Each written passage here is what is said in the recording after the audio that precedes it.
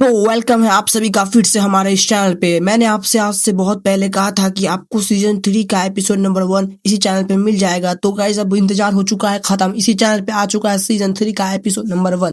But उससे पहले मैं आप सभी को एक इम्पोर्टेंट टॉपिक बताना चाहता हूँ गाइस, क्योंकि गाइस मुझे इस वीडियो को एडिटिंग करने में बहुत ज्यादा मेहनत करनी पड़ती है, लेकिन उसके बाद भी मुझे जरा भी व्यूज नहीं मिलते। और लाइक सब्सक्राइब का तो बताओ ही मत। लेकिन गाइस मुझे आप पे पूरा भरोसा है, आप लोग मुझे जरूर सपोर्ट करोगे। आप सबका सपोर्ट मिलता है तो मैं जुत्सु काइसेन का सीजन 3 का सारा एपिसोड लॉन्च जरूर करूंगा। तो अब कहानी करते हैं स्टार्ट। लेकिन उससे पहले अगर आप सबने जुत्सु काइसेन का सीजन 1 और 2 को नहीं देखा है तो जाकर उसको देख लो, क्योंकि वो हिंदी डब में अवेलेबल है। तो मैंने उसका एक्सप्लेन नहीं किया है। तो चलो अब हम लोग करेंगे कहानी का स्टार्ट। तो सबसे पहले कहानी के स्टार्ट में हमें दिखाया जाता है, पहले सीन में हम देखते हैं जेनिन क्लैन के हेडक्वार्टर का सीन, जहां हमें एक जेनिन दिखता है जो अपने अटेंडेंट से पूछता है कि आगे माकी का क्या हुआ।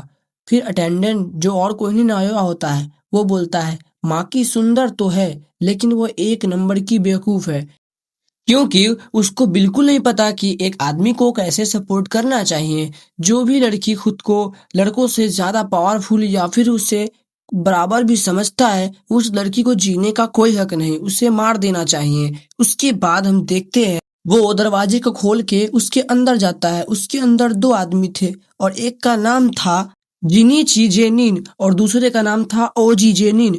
और वो दोनों नायोया को कहते हैं कि तुम लेट हो। उसके बाद नायोया हंसते हुए सॉरी बोलता है। आज वो बहुत खुश है क्योंकि वो क्लैन का अगला लीडर बनने वाला है। उसके बाद नायोया उन दोनों की बहुत बेइज्जती करता है, जिससे गुस्सा होकर एक उसको जोर से पंच मारता है, जिससे नायोया आसानी से डॉज कर लेता है। उसके बाद ओजी उसके गर्दन पे तलवार टान देता है और चाहकर भी वो नायोया को नहीं मार सकता, क्योंकि वो अगला क्लैन का लीडर बनने वाला है। उसके बाद हमें पता चलता है कि पिछला क्लैन का लीडर और कोई नहीं, नायोया के पापा ही थे, जो कि अब मर चुके हैं। उसके बाद दरवाजे के अंदर एक बूढ़े की एंट्री होती है जो बोलता है नायोया के फादर नोबितो जेनिन जो मर जा चुके हैं, और उसने मरने से पहले एक वसीयत लिखी है। और उस वसीयत में उसने बताया है कि क्लैन का अगला लीडर कौन बनेगा। और फिर अब जब नायोया के फादर मार जा चुके हैं तो यही सही मौका है क्लैन का अगला लीडर चुनने का। उसके बाद वो बैठकर उस वसीयत को पढ़ने लगते हैं और वो पढ़ते हैं कि क्लैन का नया लीडर यानी कि 27th लीडर उन्हीं का बेटा नायोया बनेगा, और जितनी भी क्लैन की संपत्ति है वो सारी नायोया के नाम पे हो जाएगी। क्लैन की जितनी भी चीजें हैं वो सारी चीज नायोया को दे दी जाएगी और वो उसका मालिक खुद होगा। उसके बाद वो एक बहुत ही माइंड ब्लोइंग बात बोलता है, जिसको सुनकर सभी शॉक्ड हो जाते हैं। उसके बाद वो बोलता है कि अगर कभी गोजो सातोरू मारा जाता है तो क्लैन का अगला लीडर और कोई नहीं, मेगुमो हशिगिरो को बना दिया जाएगा। उसके बाद जैसे ही नायोया ये बात सुनता है उसका गुस्सा 7वें आसमान पे चला जाता है, बहुत ज्यादा गुस्सा हो जाता है। उसके बाद उसे एक औरत बोलती है मुझे पता है कि मेगुमो हशिगिरो कहाँ पे है, वो अभी टोक्यो में है और वह सुकुना के कैसल को ढूंढ रहा है। यहाँ पे सुकुना का कैसल और कोई नहीं, यूजी तातुरी की बात हो रही है। उसके बाद नायोया गुस्से में बोलता है कि मैं यूजी तातुरो को मार दूंगा।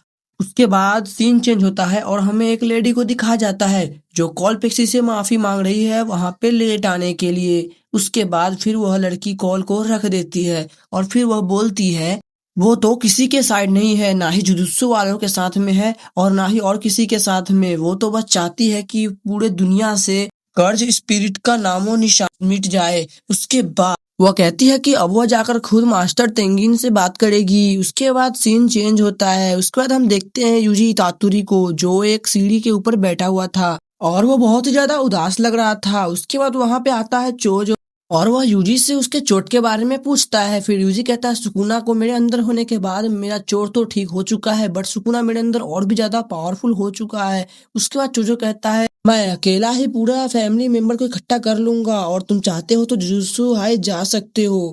फिर यूजी तात्सुरी कहता है वो नहीं जा सकता, क्योंकि सुकुना के दिमाग में पहले से ही मेगुमे के लिए कोई प्लान है। ऊपर से उसने शिगुया इंसिडेंट में कितने सारे लोगों को मार दिया है।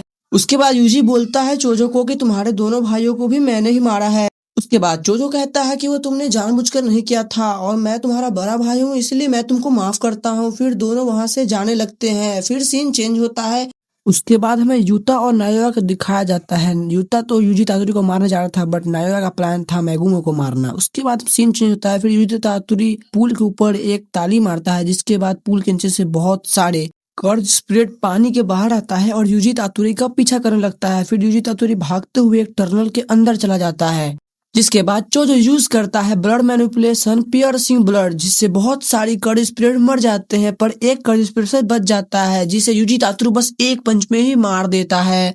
और यह देखकर चोजो सोचता है कि यूजी तातुरी पहले से कितना ज्यादा ताकतवर हो चुका है और वह अपने पावर को पूरा कंट्रोल भी कर रहा है और वह उसको डेमन गॉड भी कह देता है। जिसके बाद चोजो उसे फिर से छोटा भाई कहता है, जिसे यूजी मना करता है उसके भाई बोलने के लिए। जिसके बाद चोजो कहता है तुम्हारे डैड के सर पर भी स्टिचेस के निशान थे ना, जो आप इस फिगर में देख रहे हो। वही बोल रहा था चोजो यूजी तातुरी को, जो सुनकर यूजी तातुरी बिल्कुल ही शॉक्ड हो जाता है।